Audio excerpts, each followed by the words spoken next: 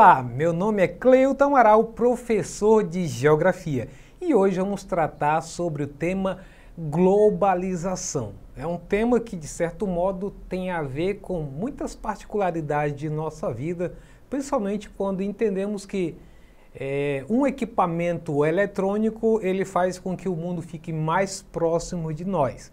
Mas eu não quero aqui que o tema globalização esteja restrito apenas à questão de eletrônicos, mas também o intercâmbio que há entre as pessoas no mundo inteiro, seja elas pelas viagens, seja ela por motivos de estudo em outros países, seja por questões alimentares que a gente procura uma receita de um país distante para poder provar como é que é essa comida, seja pelos filmes que assistimos de vários lugares, seja pelos desenhos, que os mangás, por exemplo, que a gente tem acesso, uma infinidade de coisas que não está restrita apenas a eu usar um WhatsApp para dizer que o mundo está perto porque eu falo com alguém em Nova York ou em Tóquio. Então, com isso eu te chamo para a gente tentar contribuir com o seu objetivo de estudo para o Enem, vendo primeiramente alguns conceitos. Vamos lá então? O que é globalização?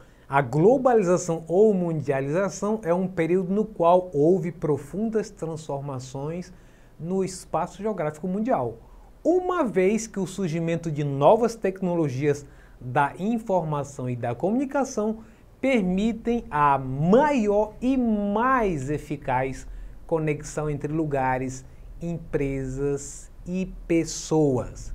E aí é importante a gente, a partir de agora, entender que isso é um conceito que estamos usando para a globalização, uma maneira bem técnica, mas é importante salientar que o desejo das pessoas de aproximarem as distâncias do mundo para que as pessoas de diversas nações pudessem ter seus contatos é muito antigo. Agora aqui vamos começar a delimitar tempos que essa globalização tem as suas origens, que é considerado como globalização de fato, e aí vamos então separar por períodos. Então essa é a nossa tarefa de agora. Primeira fase da globalização. Essa aí compreende um período do século XV e o século XIX. É marcada pela ocorrência das grandes navegações e pela expansão do mercantilismo. Então fixe o teu olhar aí nessa figura que está falando sobre as grandes navegações, que tinham, dentre outras finalidades, a busca por metais para enriquecer os reinados que patrocinavam essa busca. Ou seja, o país que tivesse mais riqueza, mais ouro, esse seria o país, digamos assim, mais desenvolvido ali da Europa. Então eu tenho aí essa primeira fase da globalização que busca, digamos assim, aproximar as várias áreas do planeta em busca de mão de obra, em busca de recursos minerais, em busca de especiarias, em busca de escravos, enfim. Então isso já era uma maneira digamos assim, dos barcos, dessa parte das navegações, de tentar aproximar várias partes do mundo já conhecidas, ou até mesmo, como aconteceu, buscar áreas que até então não eram conhecidas. Então isso é um processo antigo que a gente vai chamar de primeira fase da globalização. Até o começo da expansão marítima, as sociedades tinham menos contato, justamente pela ausência de transportes que permitissem essas comunicações fáceis. E é bom lembrar que por mais que existissem inclusive embarcações na época, a gente viveu um período em que os europeus tinham medo que quando saíssem do entorno do continente africano, do litoral, pudessem então cair num grande abismo. Até porque pensavam que o planeta era quadrado, a Terra era quadrada. Então quando chegasse um determinado limite, as embarcações cairiam. Além do mais, de grandes feras marítimas que, de certo modo, por muito tempo impediu que as navegações fossem no além, até que isso fosse rompido com os interesses econômicos. Bom, e aí esse isolamento fazia com que as sociedades fossem independentes uma das outras, exatamente o oposto do que ocorre na globalização. A expansão marítima inicia pela necessidade de encontrar novos mercados, repetindo, reforçando o que eu falei, as matérias-primas que permitiriam a expansão da mercantilização mundial, principalmente do mercado europeu. Essa expansão teve como consequência o crescimento nas relações mercantis e mais facilidade de circulação de produtos e de pessoas. Agora, um fato interessante nesse período, aí eu quero que você olhe para o mapa que está aí das Américas, é que nessa fase aí em que as grandes navegações estabeleceram as colônias, você vai ver a marca de vários países. Isso aí também é uma marca, digamos assim, é um processo que deixou uma marca da primeira globalização. Então veja aí na nossa legenda que você tem a Espanha, que está de vermelho, Portugal de verde, no qual hoje fazemos parte dessa ocupação lá muito bem atrás, né, no século XVI. Então veja aí que vários países, inclusive Estados Unidos, França, Grã-Bretanha, então isso já mostra que haviam aspectos da globalização. Repito, a globalização aí tem uma característica de aproximar, de encurtar o tamanho das distâncias do mundo. Com esse processo de colonização estabelecido pelas grandes navegações, que encontraram um novo mundo, né? Então nós temos um exemplo clássico que ajuda nessa compreensão. Então aqui atrás mostrei as grandes navegações e as consequências dela, que é exatamente a colonização também de algumas porções de terra nas Américas. Na segunda fase da globalização, inicia-se no final do século XIX e dura até o final da Segunda Guerra Mundial. Por isso, coloco aí essa imagem para você lembrar que essa segunda fase da globalização tem a ver com a Segunda Guerra Mundial, certo? Então, por isso eu coloquei aí essa figura demonstrando aviões sobrevoando acima de uma cidade, para mostrar que foi um período que a Europa ficou assolada, destruída, depois que terminou a Segunda Guerra Mundial. Então, o aspecto mais importante dessa etapa da globalização é o crescimento do capitalismo. Então veja que a globalização em qualquer uma dessas etapas, ela está inteiramente, intrinsecamente relacionado com o capitalismo, seja ele capitalismo mercantilista, como nós vimos, o capitalismo comercial, depois o capitalismo industrial, o capitalismo financeiro e, por último, esse quarto capitalismo, que é o capitalismo informacional, esse ligado à questão da robótica, da inteligência artificial. Então, o período também é caracterizado pela expansão e dominação política e econômica de países europeus sobre quem? Sobre os africanos, os asiáticos e também do continente americano. A expansão colocou as colônias europeias em posição de dependência econômica, sendo usadas para fornecimento de matérias-primas e de mão de obra. Então, quando a gente verifica essa fase em que a Europa dominou o continente africano, continente europeu e asiáticos, vamos ver que todos eles se tornam dependentes da colônia. E aí, numa divisão internacional do trabalho, todas elas vão ter uma finalidade específica de fornecer aquilo que era de mais importante para os europeus colonizadores, seja matéria-prima ou mão de obra, seja mão de obra livre ou mão de obra escrava. Então, o avanço tecnológico facilitou a aceleração da globalização e do crescimento industrial, com o consequente aumento das relações econômicas entre países. As inovações permitiram que a comunicação e a troca de informação fossem mais rápidas. Então essa fase vai dar como característica que vai se acentuar nas outras, que as comunicações começam a se tornar mais rápidas. trocando aquele processo antigo, que para você enviar uma comunicação para alguém, você precisava ir de cavalo, ou mandar uma carta por meio de um pombo-correio, ou esperar meses para que um navio cargueiro pudesse sair de um continente para outro, né? Como aconteceu nas novas terras descobertas, que tinham que levar muitas vezes mensagens para os reis da Europa. Então tudo isso é mudado de forma bem veloz e até os dias atuais que ainda não parou esse processo. Seguindo ainda a segunda fase da globalização, é importante ressaltar que a tecnologia igualmente facilitou a interação entre diferentes nações, o que permitiu o aumento de contato de forma geral. E aí eu queria destacar que nessa fase entra em cena a questão do capitalismo financeiro. Mas é bom destacar algumas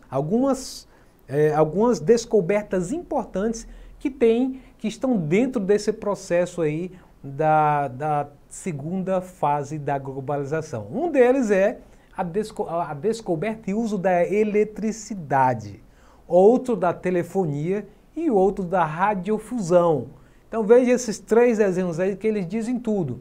Até hoje a questão da telefonia e da energia elétrica ainda está sendo fundamental.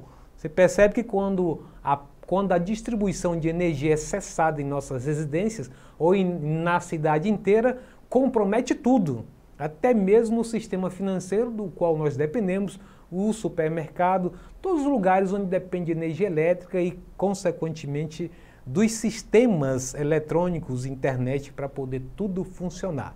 Então, nesse processo aí, foram marcantes o uso da eletricidade, o surgimento de novos transportes, que facilitaram o intercâmbio de mercadorias. Olha a importância da evolução dos transportes, né? E matérias-primas e pessoas. Aí tem o exemplo, a locomotiva e os navios movidos a vapor. Vamos então agora para a terceira fase da globalização. O acontecimento que marca a terceira etapa da globalização é a Guerra Fria. Quando se fala de Guerra Fria, não é uma guerra que os países ficaram jogando gelo um no outro ou que ocorreu talvez no Polo Norte ou no Polo Sul. Estamos falando apenas de um período em que predominava, era o conflito de ideologias, a comunista e a capitalista, e que apenas as ameaças de um conflito nuclear colocava todo mundo arrepiado. Não queremos dizer que isso cessou. Nos dias atuais, inclusive, se diz que nós estamos na fase da Guerra Fria 2.0, que é exatamente essas ameaças que há entre o Ocidente, a Rússia e a China, que todos eles são armados até os dentes com armas nucleares. Então, na primeira vez, eu ainda era jovem quando ouvia falar dessa questão de a qualquer momento poderia explodir uma bomba atômica e todo mundo ficava assustado. Então essas ameaças voltaram novamente e agora fazem parte de novo de nossa realidade e a qualquer instante algum povo seja comprometido com o uso de armas nucleares. Então, aí está dizendo que esse acontecimento marca a terceira etapa da globalização, foi a Guerra Fria, de 1945 a 1991. Ocorrida entre a União Soviética e Estados Unidos, como disse. Nessa fase há um conflito entre a existência do sistema capitalista, ou melhor, da sobrevivência, quem se manteria, e os preceitos do socialismo, sendo essas diferenças responsáveis pelo confronto. No contexto da Guerra Fria, especificamente, essa disputa ocorre entre dois modelos opostos, né? O bloco socialista da antiga União Soviética, que se dissolveu, e o bloco capitalista dos Estados Unidos, que até hoje ainda lidera a economia mundial e até mesmo militar. Algumas das principais características dessa fase da globalização são desenvolvimento dos transportes, avanço da informática e nas comunicações, evolução dos conhecimentos científicos como tecnologias espaciais e robóticas. E aí você verifica no desenho que tem três figuras que eles vão exatamente resumir isso aí. Primeiro, a questão da Guerra Fria, o confronto ideológico entre duas superpotências não só economicamente como militarmente, que se ameaçavam mutuamente por deterem bombas atômicas. Então você está vendo aí, de um lado, os mísseis atômicos soviéticos, de outro lado, os mísseis atômicos americanos. E aí, o importante desse período também, a corrida espacial. Então, nessa fase da Guerra Fria, se destacou muito isso, uma corrida espacial para qual era desses dois países que conseguia lançar foguetes ao espaço, conseguia colocar satélites no espaço, ou até mesmo ter, digamos assim, chegar primeiro a algum tipo de planeta, primeiro do que o outro. Então, quando houve a primeira chegada na Lua, então aí era um confronto para ver realmente quem tinha chegado primeiro. Então, quem levou o primeiro animal para o espaço, quem levou o primeiro astronauta, tudo isso fazia parte de uma corrida espacial. E aí, a outra figura mostra a robótica sendo parte da automação, principalmente da produção de veículos automotivos. Então isso aí digamos assim, é como se fosse um resumo de tudo isso que eu havia colocado no texto para vocês aí. E por fim vem a quarta etapa da globalização. Essa é a atual fase do processo da globalização. Seu início ocorre a partir da queda do Muro de Berlim em novembro de 1989. E com ele foi junto todo o mundo socialista liderado pela União Soviética. O período chamado de Nova Ordem Mundial se estabeleceu a partir daí. É marcado por mais avanços e consolidação do sistema capitalista. Ora, se dissolveu toda a União Soviética e o leste europeu, então já não havia mais motivo para você falar de capitalistas e socialistas. Você tinha a OTAN, que servia militarmente para os países capitalistas. Você tinha o Pacto de Varsóvia, que era para servir os interesses dos países aliados aos socialistas. Mas quando se dissolve tudo isso, cada um deles começa a procurar rumos e, posteriormente, começam a abrir suas economias, a economia, e não politicamente, a economia para uma tendência de economia de mercado, ou seja, economia capitalista, mas com regime totalitário desses dirigentes que são herdeiros da antiga União Soviética. Então, a etapa tem como principal característica os avanços tecnológicos que propiciaram o aumento da velocidade da troca de informação. Aí está só reforçando que cada uma delas vai só aumentando a questão dos intercâmbios e as trocas de informações pela velocidade dessas comunicações. Então, o avanço tecnológico influencia diretamente no sistema capitalista, pois permite, por exemplo, que multinacionais cheguem a diferentes países. E é bom destacar nessa fase aí, exatamente em função dessa, digamos assim, globalização das multinacionais, a participação maior dos países, ou até mesmo ingerência em vários desses países, tentando se aproximar, aglutinar os interesses econômicos, é que você vai ter a formação de blocos econômicos. Ou seja, aquela ideia de que unidos somos mais fortes é o que acontece com a formação desses blocos econômicos. Você verifica nesse mapa que está aí na tela, existem vários pactos econômicos, né? Alguns deles muito conhecidos, como é o caso do Mercosul, a União Europeia principalmente, que ela é a origem de tudo. Então, mostra que essa fase, a quarta fase da globalização, ela vai permitir a criação desses blocos. E é bom lembrar que esses blocos estão sempre se renovando, se reestruturando, se reinventando. Porque a ideia aí é manter o maior número possível de associados, e aqueles que estão procurando entrar têm algumas regras mínimas para que possam inserir nesse bloco. Basta lembrar o caso da União Europeia, que não é qualquer país que ingressa nela, tem que ter pelo menos um equilíbrio de suas contas públicas, a sociedade tenha pelo menos um grau de desigualdade mínima para que possa ingressar no grupo. Porque pensa o seguinte, se você tem um grupo europeu só dos ricos e coloca alguns pobres nesse grupo, então significa dizer que você enfraquece o grupo. Essa é a ideia que eles têm acerca disso. Por isso é criado várias regras para isso.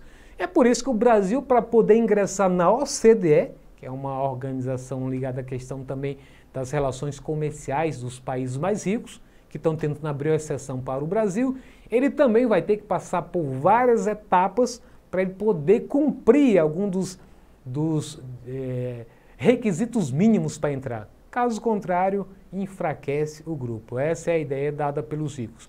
Muito bem, então essa aí é uma das características dessa quarta fase. Agora, são características também novas fontes de energia, como o uso da energia nuclear e o desenvolvimento de tecnologias modernas em áreas como genética, robótica e biotecnologia. E aí eu até fiz questão de colocar aí na imagem exatamente isso. A biotecnologia, a parte da nanotecnologia, na verdade. Essa nanotecnologia, ela vai estar presente em tudo, seja na robótica, vai estar presente nos próprios celulares, nos televisores, em alguns aparelhos que são inseridos no ser humano para tratamento de determinadas doenças, em vários setores. Por quê? Porque algumas delas são até microscópicas, então por isso nano, de pequeno, micro. Então isso aí vai servir para muita coisa. E também a biotecnologia. Muitas das plantas que são atacadas por algum tipo de praga, hoje em dia as plantas são feitas modificações genéticas pelos cientistas para que elas possam resistir a esse tipo de praga. Pensando nisso, então você tem aí a presença da biotecnologia. Você modificar geneticamente a composição da planta, para que, de certo modo, em outras palavras, os insetos, as pragas, ao provar a planta novamente, não tenha mais, digamos assim, prazer em comer esse tipo de planta, porque ela foi modificada o seu gosto. E aí, dito tudo isso, é importante a gente analisar quais são os pontos positivos da globalização e quais também os pontos negativos da globalização. Às vezes a gente aponta apenas os pontos negativos, mas é bom lembrar que os pontos positivos estão presentes em nossa vida também. Isso é o que vamos analisar agora. Entre as consequências apontadas como benefícios para a sociedade, algumas são mais recorrentes e merecem uma atenção especial durante o estudo. Uma delas, integração social e econômica. A integração dos povos é mais comum, pois hoje temos muito mais facilidade para compartilhar conhecimentos, hábitos e costumes. Além disso, com a redução da distância, existe uma abertura maior para as negociações de bens e serviços, melhorando o atendimento de desejos e necessidades. Então essa daí é uma parte interessante quando fala de integração social, porque muitas das vezes estamos pegando uma receita de uma comida oriental para experimentar, para ver o que a gente pode fazer se não tiver todos os temperos, os condimentos que precisa, fazendo de acordo com a questão regional. Além do mais, muitas das vezes estamos nos comunicando com outro lado do mundo para poder fazer um pedido de uma mercadoria, seja na China, na Índia, onde for. Então tudo isso tem a ver com essa integração tanto social como econômica, que estamos sempre dialogando com alguma parte do mundo. Avanços tecnológicos e científicos. Estudos, pesquisas e desenvolvimento agora fazem parte de mobilizações globais. Não à toa o ritmo dos avanços científicos e tecnológicos é acelerado. Geram soluções para a saúde, educação, infraestrutura, etc. Ou seja, nessa parte de avanço tecnológico, muita coisa que até então o ser humano não conseguia ter resposta, agora tem.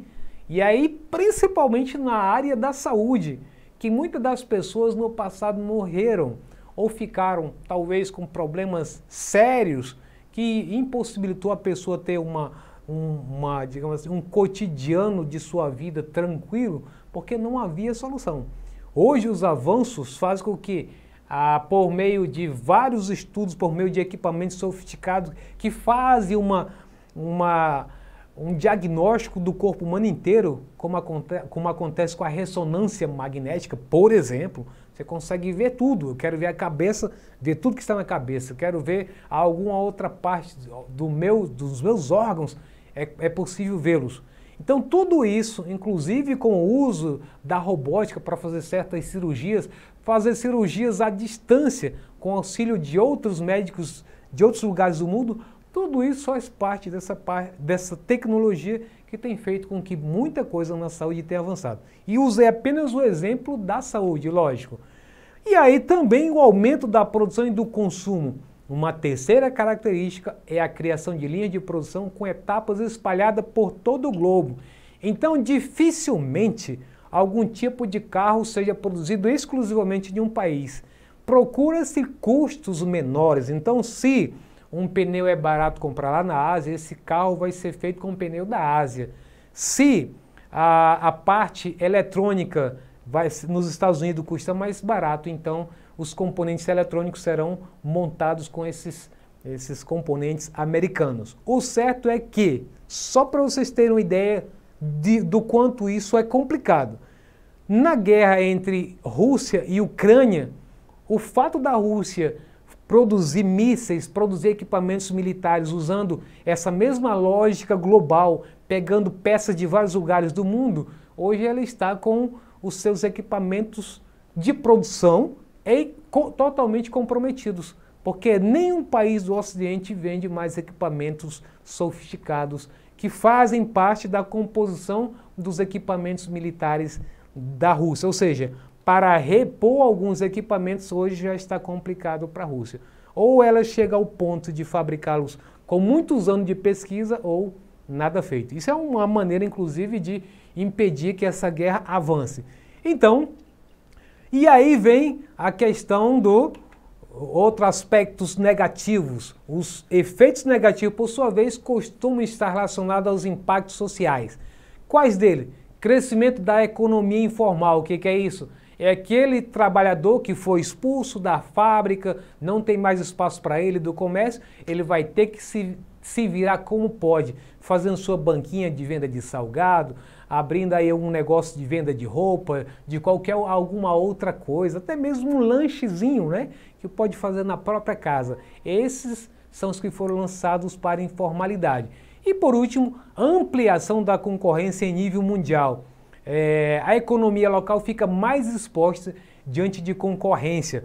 Por exemplo, com a concorrência local das fábricas brasileiras em relação às chinesas é bastante complicado, porque muitos produtos não dá da empresa brasileira concorrer, a não ser quanto à qualidade, que der uma esperança para nós brasileiros. Muitas vezes você prefere comprar um produto que é mais caro do que um chinês, que você percebe que você vai ter uma duração menor. Mas fora disso, quanto a preços, são imbatíveis, porque lá existem uma série de fatores que fazem com que suas mercadorias sejam mais baratas.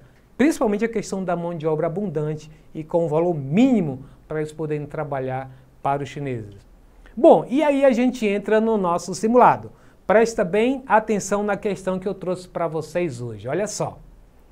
Um carro esportivo é financiado pelo Japão, mas projetado na Itália e montado em Indiana, México e França, usando os mais avançados componentes eletrônicos que foram inventados em Nova Jersey e fabricados na Coreia. A campanha publicitária desenvolvida na Inglaterra, filmada no Canadá, a edição e as cópias feitas em Nova York para serem vinculadas no mundo todo. Teias globais disfarçam-se com todo o uniforme nacional que lhes for conveniente.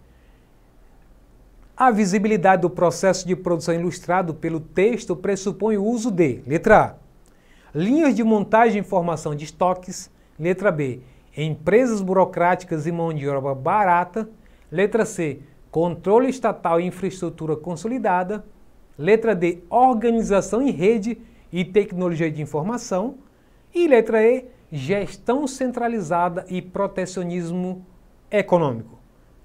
Tempo. Se você disse que a resposta correta é a letra D, tá certo! Organização em rede e tecnologia de informação. Só em a gente perceber que são vários países que estão aí numa teia, já dá de perceber que é uma rede, que todos dependem para poder chegar a um produto final. Com isso, se você tiver tido algum tipo de dúvida, sugestões, que queira apresentar, solicitação de material, críticas e elogios, basta você acessar esse WhatsApp aí. Então, com isso, a gente encerra a nossa aula de hoje. Se você quiser acessá-la ou qualquer outro componente curricular, basta você acessar esse endereço que está aqui embaixo. Então, um abraço e até a próxima!